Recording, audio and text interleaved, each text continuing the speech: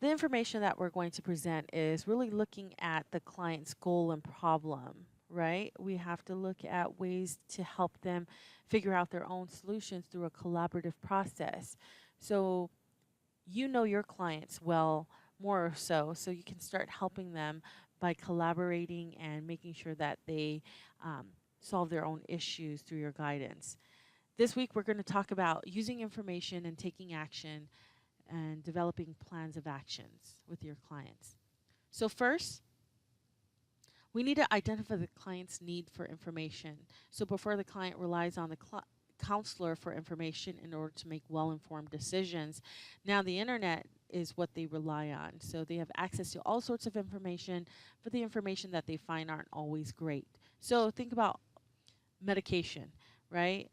Before people relied on doctors for diagnosis and treatment, but now people can look at symptoms off on the internet and start self diagnosing. So, as a counselor, you have to determine if you should give career information to your clients or resolve other issues first instead. The clients may come to your counseling sessions really asking about career information, but in reality, they're masking other concerns. So, someone may be coming to you with an anger issue or an anger management issue, and therefore, you and the client has to deal with that first. It's really difficult to judge the need of the career information before even assessing the client's total situation, right? So clients never come in and say, "Hey, I'd like to see what my occupation um, would be to match my personality."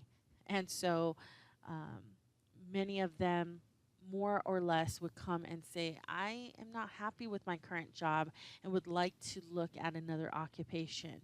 So if you do not get to know the client more and you just start giving information about different jobs, you may not realize that the client has other concerns that affect their, satisfaction at work. So information is powerful since it provides the client with new insight and empowerment.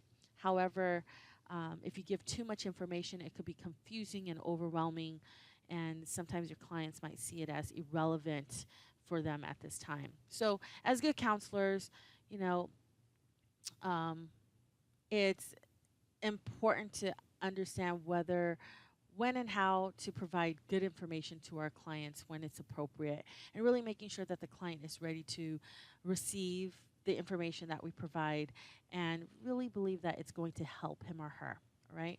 So, first, we need to look at the client's perceptual point of view. Sometimes the issue isn't really what reality is, but the client that you're working with may perceive the situation as reality. So our perceptions may tell us one thing, but the client's perception tells another. So your client feels that maybe he or she comes to you during a counseling session and says, "I'll never get a job because, I didn't pass one interview." Well, you may think that's silly as a career counselor, but the client thinks and knows that reality of this one interview, um, is probably not going to land them another job because they didn't do well. So they view this as their reality. So the client believes that this is true and is real issue for him or her. And sometimes the reality that we see also may not be the same reality as a client. So the client may think that she's often passed up for promotions because the boss plays favorite. However, you think that she may not get the promotion because she's very abrasive and rude. If reality is different between you and your client and you start giving out information, the client may not get the help that he or she needs. So please, in this case, if you believe that the client is rude and abrasive and you start working on refining their social interaction, that would be, um, your clients are going to think that you're crazy because she thinks the issue is because her boss plays favorites, and she's going to ask you why you're trying to teach her how to act appropriately in a social environment. So, knowing when to provide career information is sometimes complicated, and it really demands the same care and attention that we give to all parts of the counseling process. So, spend a lot of time getting to know your client.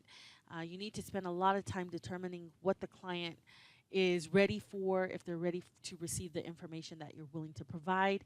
And if the client comes to you and says that she wants to change a career, then you immediately give her a personality assessment or even like an interest assessment about the job that falls in her result area and kind of teaches her how to use ONET. Um, it gives her tips on interviewing and resume all in one session, and then um, off you go, go get a job. Kind of pat yourself on the back. You're done right. You did a great job as a counselor. How much do you want to bet that the client will completely feel overwhelmed by all the information that you just provided them, right? So please, please, please be as patient as you can and really assess the need of your client before you compile all these assessments on your clients and then expect them to go and find a job in the real world, right? So consider that. Um, okay, so we need to first what we need to do first is you need to look at your own needs for information, draw all the sources. We have to become masters of information and understand current technology to remain informed and effective. The world is changing quickly, I understand, and there's a lot of new information and presented in new ways of obtaining these types of information created every single day. So how much would you be able to give clients information if you don't even know how to use technology or surf the net, right? So some sources are computerized information. So it's important that you understand how to look up occupational information, look up job postings on websites like Monster or Indeed or Higher Education Jobs, right? Um, Knowing how to use LinkedIn, for example. You want to keep in mind that sometimes clients may not even know how to use a computer, so you need to be able to assist them to become familiar with the computer using the internet, for example. You can teach them how to get notified of job postings in a particular field of interest and how to use Word to create a resume. Any source of printed material you can teach too. You can keep updated by reading journals and articles and even ebooks. Through this, you can learn new strategies, theories, and new assessments, even new studies. Another resource would be on video. So, for example, you can look up counseling, examples of counseling through the company's homepage. You can look up videos on YouTube to figure out what a typical job as a, I don't know, a retail clerk might look like. So it's important to really exercise all types of technology with your clients. If you do not know about different companies or how to find information about different companies, how would you be able to help your clients? So find out what the company is looking for, explore their websites, show the client how to find the mission of the company on the website, incorporate them into um, developing a resume with you, uh, introduce cover letter, importance of why a cover letter is needed before an interview while submitting a resume online. You know, teach your client how to use home pages to find information. So you can also use chat rooms and forums, looking at blogs, using all the trends um, to- that people are using or talking about. So talk about, have your client and you have a discussion about how the work world is changing. You know, now people are teleconferencing, working from home. They can use Skype or even FaceTime for interviews. Think about that. Do you use Skype or know how to use Skype? Now, for our class, we use Zoom, right? Do you know how to use video conferencing? More and more companies are using these types of online resources for interviews. So don't lose out on an opportunity if you don't know how to use Skype or FaceTime. Just because you don't know how to use it, it doesn't mean you can't learn it. So try your best to join webinars to learn about new issue techniques in career counseling.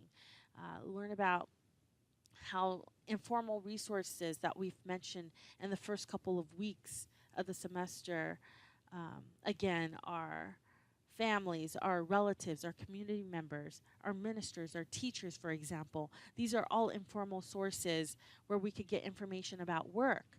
The client may also be getting information about these sources from their own families and their own communities. So think about that. So, why should we provide information? We provide information not just because the client is asking for it, but because the information can be educational and motivational. We use it to educate the client to inform thought expansion and extend um, their opportunities, right? Informing clients mean giving them information such as job requirements, assessment results. Correcting thought means giving information to change their frame of reference or correct mistaken beliefs. For example, if a client's highest education is a high school level and he graduated years and years ago, he may only be looking for jobs that do not require higher degrees.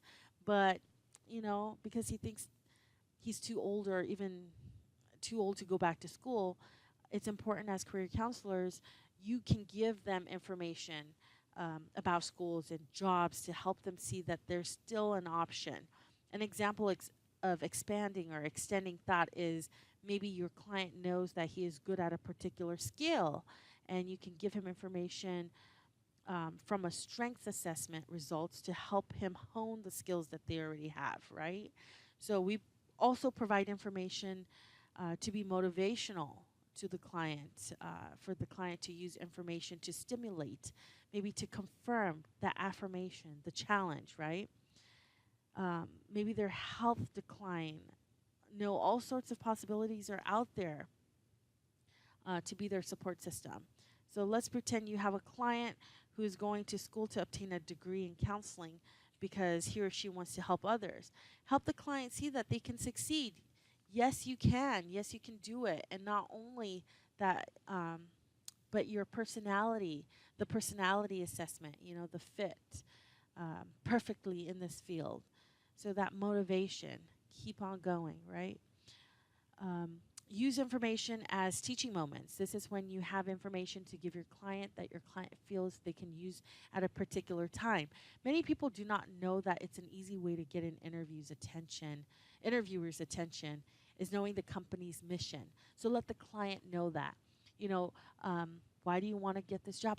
Tell me a little bit about what you know about this company. And so if they know about the mission of the company and they can really explain how their values, how their personalities, what their interest is like fits their mission, they could probably, land that job. So teach the client how to find the mission and how to use it in an interview. If the mission of the school is to teach students in innovative ways, how can your client apply to be a counselor at a school? Use this information during an interview. Uh, Perhaps you could teach the how to say something like, hey, did you do the research and see the school's mission? This is the way for them to kind of look at the mission of the school that they're applying to and figure out what innovative ways their current instructors are teaching, and then try to implement that in their interview conversations. I believe that I am able to come up with innovative ways by incorporating technology into my instruction, for example. So I don't know, allow them to come up with their own comfortable ways of teaching and applying that during the interview. Finally, we provide information because it's our professional identity as a counselor. We are experts of knowing when to provide information.